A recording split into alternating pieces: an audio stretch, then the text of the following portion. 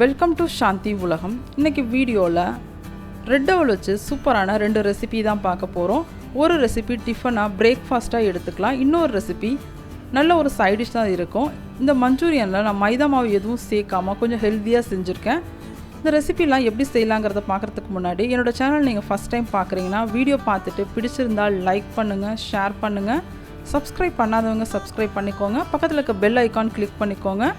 First செய்கிற tiffin variety இதில் நான் கொஞ்சமாக கேரட்லாம் சேர்த்து ராகி மாவும் சேர்த்து செஞ்சுருக்கதா ரொம்ப ஹெல்த்தியாகவும் இருக்கும். எல்லாருமே எடுத்துக்கலாம், பெரியவங்க சின்னவங்க எல்லாருமே சாப்பிட்லாம். சூப்பராக இருக்கும், ரொம்ப ஃபில்லிங்காகவும் இருக்கும். ஈவினிங் ஸ்நாக்ஸாக கூட எடுத்துக்கலாம். வாங்க இந்த ரெசிபி எப்படி செய்யலாங்கிறத வீடியோக்குள்ளே போயிட்டு பார்க்கலாம். இது செய்கிறதுக்கு அடுப்பில் ஒரு பேன் வச்சுட்டு கொஞ்சமாக எண்ணெய் சூடு பண்ணிக்கோங்க. எண்ணெய் சூடான பிறகு கடுகு உளுத்தம் பருப்பு தாளிச்சிக்கலாம். கடுகு உளுத்தம் பருப்பு நல்லா பொரிஞ்சு வந்த பிறகு கொஞ்சமாக இது கூட கடலைப்பருப்பு சேர்த்துக்கோங்க. கடலைப்பருப்பு நல்லா செவந்து வந்த பிறகு இது கூட கொஞ்சம் ஜீரகம் சேர்த்துக்கோங்க. அப்போ டைஜஷனுக்கு ரொம்ப நல்லாயிருக்கும்.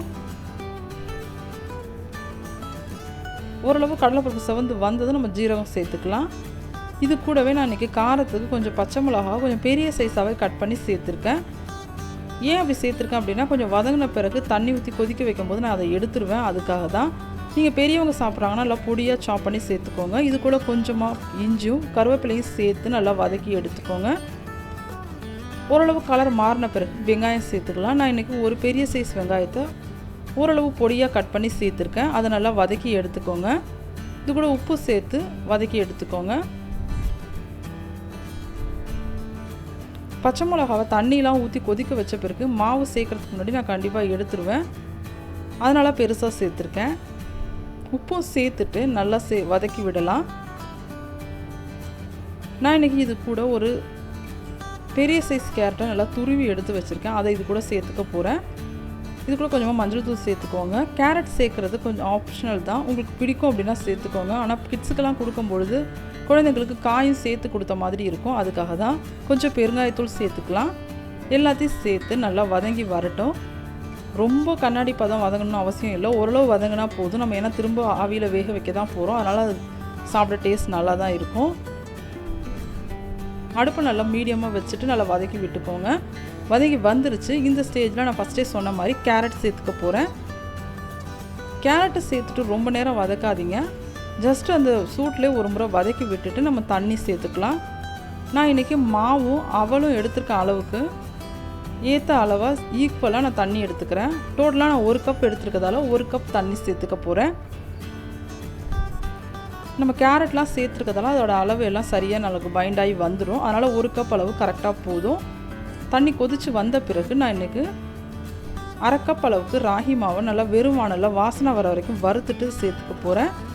இப்படி சேர்க்கும்போது கொஞ்சம் குழகுழப்பு இல்லாமல் இருக்கும், அதுக்காக தான்.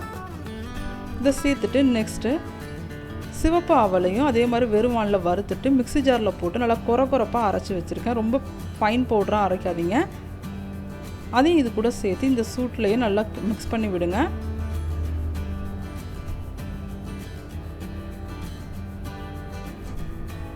அடுப்பை ஆஃப் பண்ணிட்டு அந்த ஹீட்லேயே நல்லா மிக்ஸ் பண்ணி வந்தீங்கன்னா நல்லா மிக்ஸ் ஆகி நல்லா ஒரு பைண்ட் ஆகி வந்துடும்.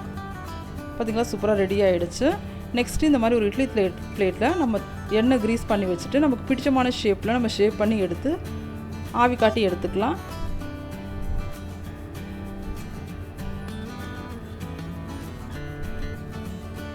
அவ்வளோதான், எல்லாம் ரெடி ஆகிடுச்சு. நெக்ஸ்ட்டு இட்லி பானில் தண்ணி கொதிக்க வச்சுட்டு ஒரு 15 ஒரு 20 மினிட்ஸ் ஆவி காட்டிட்டு பார்க்கலாம். பார்த்திங்களா, சூப்பராக ரெடியாகி வந்துருச்சு. இது கூட நான் இன்றைக்கி தக்காளி சட்னியும் தேங்காய் சட்னியும் வச்சு சர்வ் பண்ண போகிறேன்.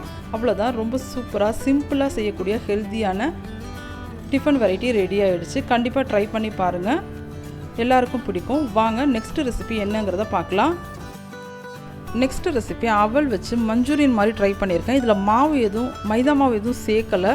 இது எப்படி செய்யலாங்கிறத வாங்க போய் பார்க்கலாம். இது செய்கிறதுக்கு ஃபஸ்ட்டு ஒரு மிக்சிங் பவுலில் 2 உருளைக்கிழங்கு நல்லா வேக வச்சு கட்டி இல்லாமல் மசிச்சு எடுத்து வச்சுருக்கேன். இது கூடவே 1/2 கப் அளவுக்கு ரெட் அவலை பொடிச்சு வச்சுருக்கேன், அது இது கூட சேர்த்துக்கலாம். இது கூடவே கொஞ்சமாக இஞ்சி பூண்டு பேஸ்ட் சேர்த்துக்கோங்க. இது இல்லை அப்படின்னா பொடியாக கட் பண்ண இஞ்சி பூண்டு சேர்த்துக்கோங்க. இது கூடவே தேவையான அளவு உப்பு சேர்த்துக்கலாம். உங்கள் டேஸ்ட்டுக்கு ஏற்ற மாதிரி சேர்த்துக்கோங்க. நெக்ஸ்ட் இது கூட கொஞ்சமாக மஞ்சள் தூள் சேர்த்துக்கோங்க.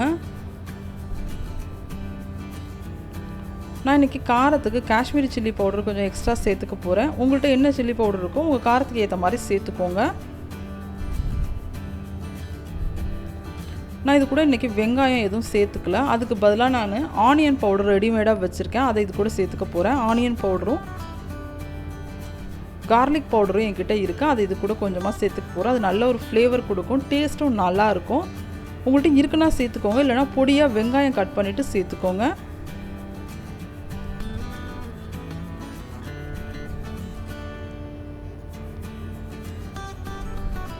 எல்லாத்தையும் சேர்த்து நல்லா மிக்ஸ் பண்ணி எடுத்துக்கோங்க. இந்த உருளைக்கிழங்குல இருக்க ஈரப்பதத்துக்கு நல்லா பைண்ட் ஆகி வரும். நம்ம எண்ணெயில் போடும்போது உதிர்ந்து போகாமல் இருக்கிறத கொஞ்சமாக நான் கார்ன்ஃப்ளவர் மட்டும் சேர்த்துக்க போகிறேன். மற்றபடி மைதா மாவு எதுவும் நான் சேர்த்துக்கல, இப்போ சேர்க்கணுன்னு அவசியமும் இல்லை.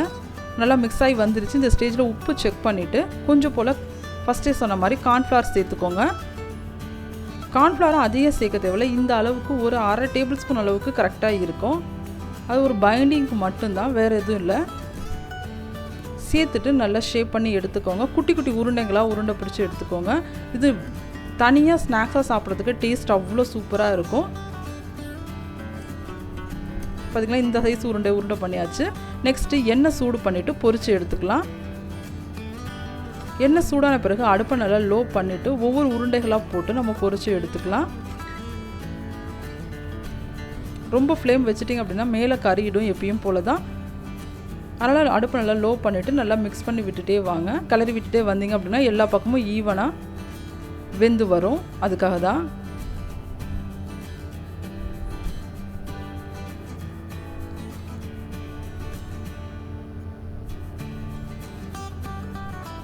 இதில் அவல் சேர்த்துக்கிறதால டேஸ்ட் அவ்வளோ சூப்பராக இருக்கும்.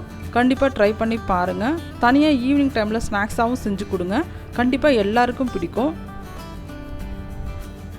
ட்ரை பண்ணி பார்த்துட்டு உங்களோட ஃபீட்பேக் கமெண்ட் பாக்ஸில் கொடுங்க. இந்த மாதிரி கம்பி வச்சுட்டு எல்லா பக்கமும் ஈவனாக ஸ்ப்ரெட் பண்ணி விட்டீங்க அப்படின்னா எல்லா பக்கமும் வெந்து வந்துடும்.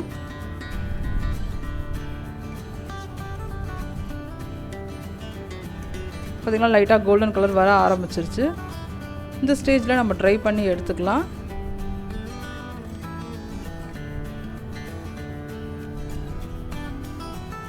இது கூட உங்களுக்கு பிடிக்கும் அப்படின்னா வேறு வெஜிடபிள்ஸ் கூட சேர்த்துக்கலாம். கேரட் கூட துருவி சேர்த்துக்கோங்க, அதுவும் டேஸ்ட் நல்லா தான் இருக்கும். நம்ம வெஜிடபிள்ஸ் சாப்பிடாத குழந்தைங்களுக்கு எப்படியாச்சும் வெஜிடபிள்ஸ் இந்த மாதிரி கூட செஞ்சு கொடுக்கலாம். கண்டிப்பாக அவங்க விரும்பி சாப்பிடுவாங்க. எண்ணெயில் பொரிக்கும் போது அவங்களுக்கு ரொம்ப பிடிக்கும். அவ்வளோதான், ரெடி ஆகிடுச்சு. ட்ரைன் பண்ணிட்டு காமிக்கிறேன் எப்படி இருக்குன்னு சொல்லிட்டு.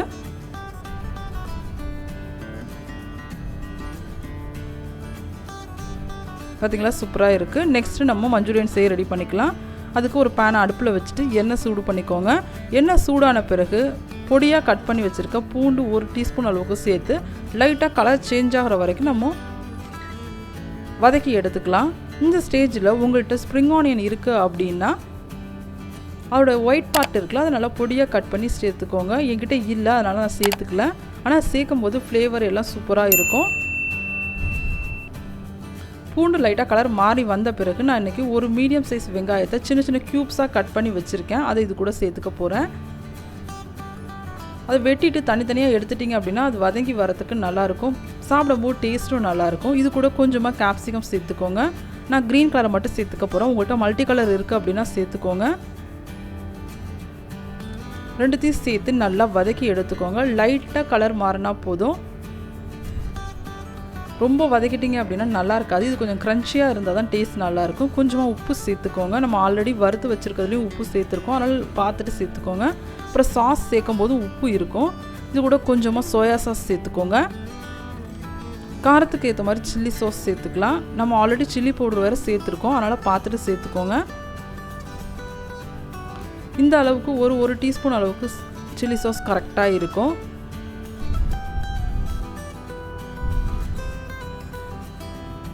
சேர்த்துட்டு இது கூடவே டொமேட்டோ சாஸும் சேர்த்துக்கோங்க. ஃபஸ்ட்டே சொன்ன மாதிரி தான் இந்த சாஸில் எல்லாத்துலேயுமே உப்பு கண்டிப்பாக இருக்கும், அதனால் உப்பு போடும்போது கொஞ்சம் கவனமாக போடுங்க.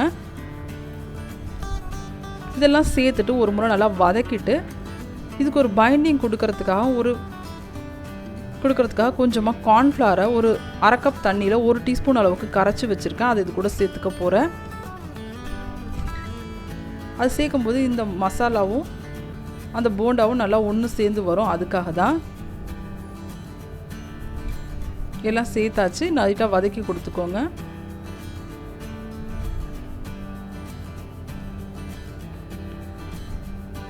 இந்த ஸ்டேஜில் உங்களுக்கு காரம் எக்ஸ்ட்ரா வேணும்னா தனியாக மிளகாத்தூள் கூட சேர்த்துக்கோங்க. இந்த ஸ்டேஜில் சேர்த்தா தான், அப்புறமா சேர்த்தா அது சேர்ந்து வராது, டேஸ்ட் நல்லா இருக்காது. வதங்கிருச்சு. நெக்ஸ்ட்டு ஃபஸ்ட்டு சொன்ன மாதிரி கார்ன்ஃப்ளவரை தண்ணியில் கரைச்சி வச்சுருக்கேன். அதை இது கூட சேர்த்து ஒரு கொதி வந்தால் போதும். கொதித்து வந்த பிறகு நம்ம ஆல்ரெடி பொரிச்சு வச்சுருக்க ரெட் அவல் உருண்டை இது கூட சேர்த்துக்கலாம். பார்த்திங்களா நல்லா ஷைனிங்காக வந்துருச்சு. இந்த ஸ்டேஜில் நம்ம பொரிச்சு வச்சதை சேர்த்து ஒரு மிக்ஸ் பண்ணி எடுத்துக்கோங்க. மிக்ஸ் பண்ணிவிட்டு கொஞ்சமாக பெப்பர் இருக்குன்னா சேர்த்துக்கோங்க. என்கிட்ட பிளாக் பெப்பர் தான் இருக்குது, நான் சேர்த்துக்க போகிறேன். உங்கள்கிட்ட ஒயிட் பெப்பர் இருந்தால் சேர்த்துக்கோங்க, அதுவும் ஃப்ளேவர் நல்லாயிருக்கும். ஃபைனலாக உங்கள்கிட்ட ஸ்ப்ரிங் ஆனியன் இருக்குது அப்படின்னா அந்த க்ரீன் பார்ட்டை நல்லா ஃபைனாக சாப் பண்ணி இது கூட சேர்த்துக்கோங்க. சேர்த்துட்டு ஒரு கலரி விட்டுட்டிங்க அப்படின்னா ஃப்ளேவர் சூப்பராக இருக்கும். ரொம்ப வித்தியாசமான மஞ்சூரியன் ரெடி ஆகிடுச்சு. கண்டிப்பாக ட்ரை பண்ணி பாருங்கள், எல்லாருக்கும் பிடிக்கும். இதுனா கூட சப்பாத்தி, பரோட்டா, ஃப்ரைட் ரைஸ் கூட அவ்வளோ சூப்பர் காம்பினேஷனாக இருக்கும். இந்த ரெசிபிலாம் பிடிச்சிருந்தா 2 ரெசிபியும் லைக் பண்ணுங்கள், ஷேர் பண்ணுங்கள். ஃபைனலாக நான் இன்றைக்கி கார்னிஷ் பண்ணுறதுக்கு எங்கிட்ட ஸ்ப்ரிங் ஆனியன் இல்லாததால் கொஞ்சமாக எள்ளை வெறும் வானலில் வறுத்துட்டு வச்சுருக்கேன். அதை இது கூட கார்னிஷ் பண்ணுறதுக்காக நான் சேர்த்துக்க போகிறேன். அவ்வளோதான், சூப்பராக ரெடி ஆகிடுச்சு. இன்றைக்கி அப்லோட் பண்ண 2 வீடியோ உங்களுக்கு பிடிக்கும்னு நினைக்கிறேன். நெக்ஸ்ட்டு என்ன வீடியோ செய்யணுங்கிறத நீங்கள் கமெண்ட் பாக்ஸில் கமெண்ட் பண்ணுங்கள். கண்டிப்பாக என்னால் முடிஞ்சால் நான் ட்ரை பண்ணுவேன். நெக்ஸ்ட் ஒரு இன்ட்ரெஸ்டிங்கான வீடியோவில் உங்களை மீட் பண்ணுறேன். தேங்க்ஸ் ஃபார் வாட்சிங்.